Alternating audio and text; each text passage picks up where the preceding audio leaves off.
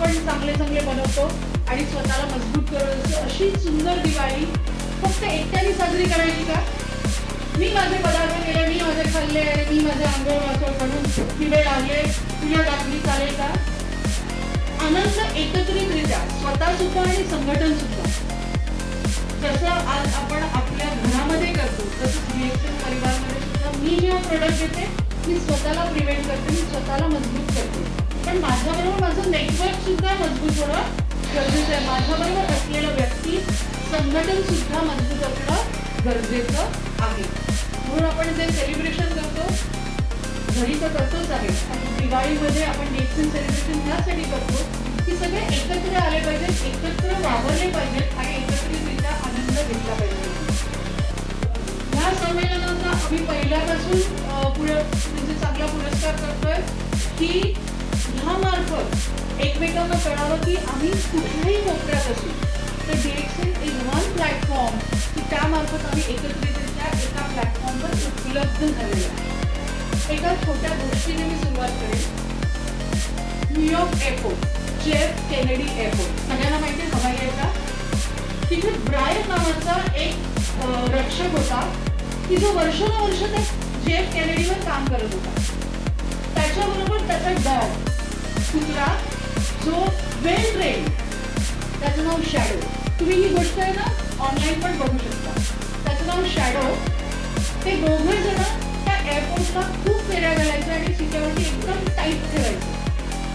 पण एके दिवशी सगळं शांत असताना अचानक तो शॅडो विचित्र वागायला लागला आणि आपल्या मालकाच्या हातातून सुटण्याचा प्रयत्न करू लागला.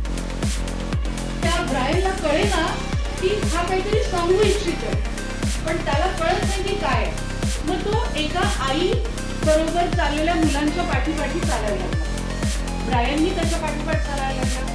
त्याला कळेना की हा काय सांगू इच्छितो. फक्त त्याला कळतंय की हा काहीतरी पाठलाग करतोय, तिथपर्यंत जाण्याचा प्रयत्न करतोय, पण हा अनबिहेव करतोय. नॉर्मल बिहेवियर नाहीये. ब्रायन त्यांच्या पाठीपाठी चालू लागला. अचानकपणे ब्रायनच्या त्या डॉगने शॅडोने झुकायला सुरुवात केली आणि तेव्हा ब्रायनच्या लक्षात आलं there is something wrong in this family. त्या बाईनी, त्या आईने विजा काउंटरला गेली, पासपोर्ट सगळं सबमिशन केलं, कारण she was suppose to take off for the New York to the London. तिने सगळं सबमिशन केलं, पासपोर्ट दाखवले, तिकीट दाखवलं आणि she was ready to take off. तितक्यात अथॉरिटीला ब्रायनने सांगितलं काहीतरी गडबड आहे, I want to go the checking with this place the family. अथॉरिटीने सांगितलं अरे फ्लाईट आहे, शी वुड मिस इट, काही हरकत नाही, पण मला चेकिंग आहे. त्या तिघांना एका रूममध्ये घेतलं आणि त्या रूममध्ये त्यांनी त्यांचं विचारायला सुरुवात केलं, नाव काय, विजा, पासपोर्ट सगळं चेक केलं. पण तरी पण तो dog is still barking and is not ready to leave the. ती मुलं सोडायलाच तयार नव्हता तो कुत्रा. मला कळेना काहीतरी गडबड आहे. त्यांनी आई सेपरेट केली आणि मुलं सेपरेट. एका रूम मध्ये मुलांना घेतलं आणि एका रूम मध्ये आईला घेतलं. जशी मुलं ती सेपरेट झाली तसं त्या मुलीने सांगितलं की आमची आई ती आम्हाला पळवून नेते. म्हणजे इट वॉज ह्युमन ट्रॅफिकिंग. मुलं पळवणारी ती पूर्ण टोळी, ती गँग होती. त्या मुलीने सांगितलं की हिने आम्हाला दोघांनाही पळवलंय आणि ही आता कुठेतरी घेऊन जाते. पण तिने आम्हाला खूप काय केलंय, हरवून टाकलंय आणि घाबरून ठेवलंय. त्यामुळे आम्ही काहीच ओढू शकलो नाही, बोलू शकलो नाही, काही नाही. मग ब्रायनला कळलं की शॅडोला कसं कळलं की टिशी नीड्स हेल्प. शॅडोला कळलं कसं, माझ्या डॉगला कळलं कसं, मी एवढा निष्णात, माझ्या लक्षात आलं या मुलीला मदत हवी आहे, या मुलाला मदत हवी आहे, त्यांना मदत हवी आहे, माझ्या डॉगला कसं कळलं. तर तिला विचारलं तू असं काय केलंस. तर ती म्हणाली शाळेमध्ये शिकवलं होतं की काही बोलायचं असेल, काय हवं असेल ना हात वरती करायचं. शाळेत शिकवतात मध्येच बोलायचं नाही, पण काय काय बोलायचं म्हणून हात वरती करायचं. तिने उजव्या हाताला त्या 5 वर्षाच्या मुलाला पकडलेलं आणि डाव्या हाताला तिने त्या 7-8 वर्षाच्या मुलीला पकडलेलं. जी उजवा हात डावा हातीने पकडलेला होता, मुलीचा उजवा हात होता, डावा हात तिचा फ्री होता, तिने तो अर्धवरती ठेवला, ओठ दाबलेले आणि ती खूप चिंताग्रस्त होती. आणि हे तर डॉगने परफेक्ट कॅप्चर केलं. शी नीड्स टू स्पीक. लक्षात घ्या, शी नीड्स टू स्पीक. तर डॉग किती ट्रेन होता, वेल ट्रेन होता. आणि त्या मुलीने दाखवली हुशारी. काय केलं, आज तिचं आयुष्य वाचवलं. तिला विचारलं, हे तू का केलंस? स्वतःचं आयुष्य वाचवण्यासाठी. काय होतं, माझ्या जीवाची मला काहीच कळलं नाही. माझा 5 वर्षाचा भाऊ आहे ना, त्याला वाचवण्यासाठी. आणि त्या बाईला कळलं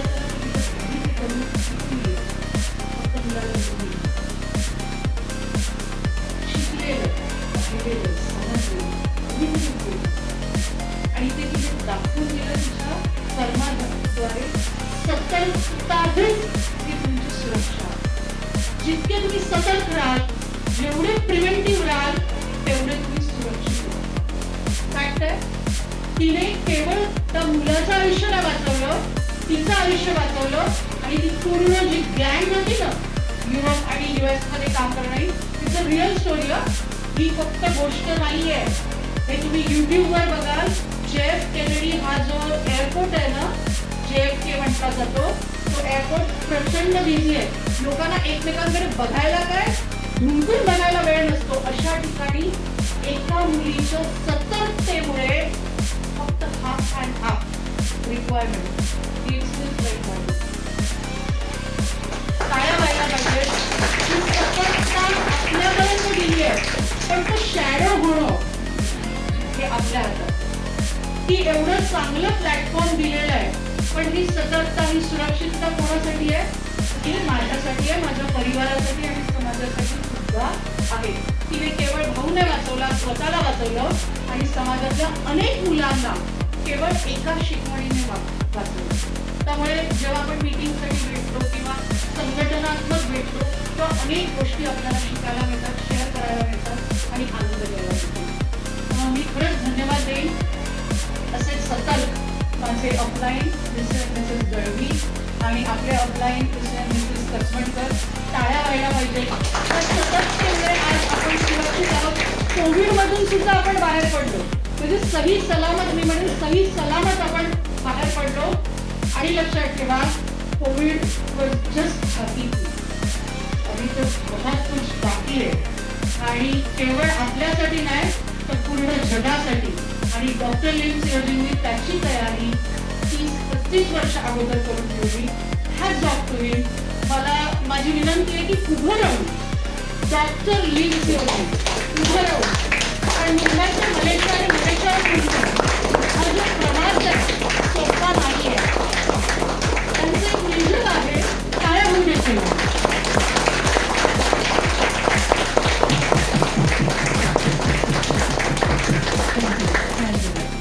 त्यांचं एक विजन मी वाचलं होतं. मी हे प्रोडक्ट का तयार करतो, मी संशोधन का केलं, तर मला पाहिजे घराघरातली ती आई आणि मूल सुखरूप राहावं. म्हणजे राहतात हे मलेशियामध्ये आणि विचार पूर्ण जगभरासाठी. घरातली आई आणि मूल हे जर का सुरक्षित असेल तर सगळं जग सुरक्षित राहतं. कारण त्याचे पुरुष महिला सगळं येतं आणि पूर्ण परिवार निश्चित असेल. असं म्हटलं जातं की मोदी साहेब पूर्ण भारतासाठी तर पूर्ण जगासाठी आणि त्याचं सुंदर एक स्पीच त्यांनी मध्ये दिलेलं. त्यांनी जगभरातल्या सगळ्या लोकांना एक विनंती केली.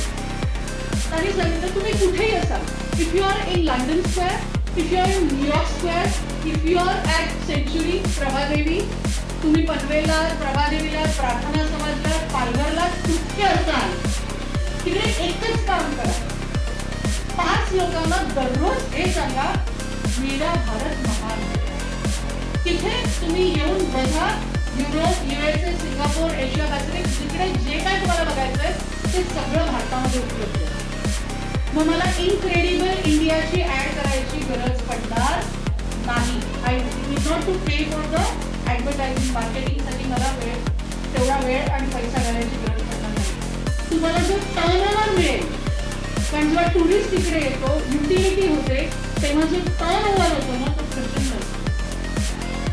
आपण पण करू शकतो. इनक्रेडिबल इंडिया साठी जर काय मोदी साहेब 5 लोकांना दररोज सांगतायत speak about it, speak about it, if you want to go upper level.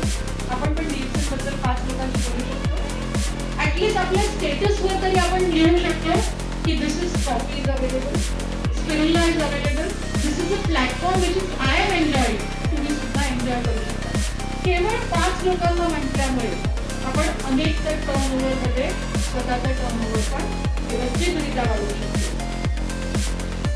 एक महासत्ता फॅमिली बनवण्यासाठी जर का मोदी साहेब वर्ल्ड वाईड काम करत असतील तर आपण सुद्धा डिरेक्शनमध्ये महासत्ता होऊ शकतो.